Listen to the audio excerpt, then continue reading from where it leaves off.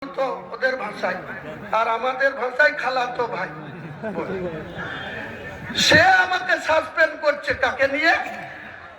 এইদিকে নিয়ামত হাজিকে ডেকে, মুর্শিদাবাদের হরিয়ারপাড়ার এমএলএ, আর একদিকে রঘুনাথগঞ্জের আর এক ভেড়া মন্ত্রী। তার কোনো কাজ নাই, কোনো কাজ নাই, শুধু গাড়ি চেপে ঘুরে বেড়ায়। একটা ফাইল যদি ইউনিভার্সিটি করতে বলা হয়, বলবে আমার কোনো ক্ষমতা নাই, সব ক্ষমতা অরূপ বিশ্বাসের। তুই আছিস কেন ভাই? কিসের লোভে আছিস? আর একটা সিদ্দিকুল্লাহ চৌধুরী, সে একদিকে জমায়েতুল মেহনের রাজ্য সভাপতি, এই জেলার সভাপতি বদরুল আলম, কাশীপুরে বাড়ি, সে হচ্ছে জেলা সভাপতি।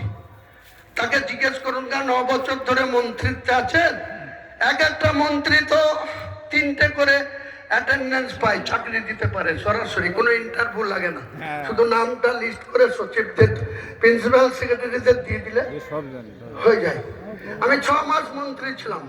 রেজিনগরের মানুষ যদি আমাকে জিতাতো, তাহলে আমার রিনুয়ালও হয়ে যেত, আবার লোকের কাজও পেত, উন্নয়নও হতো, চাকরিও পেত।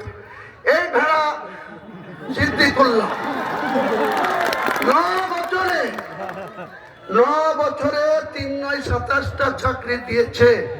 কাকে কাকে দিয়েছে? কেউ আসলেই আপনারা মুসলমান ভাইরা তাকে ধরবেন যে জমিয়তুল্লাহের সভাপতি আপনি, রাজ্যের মন্ত্রী, 27টা চাকরি কাকে কাকে দিয়েছেন?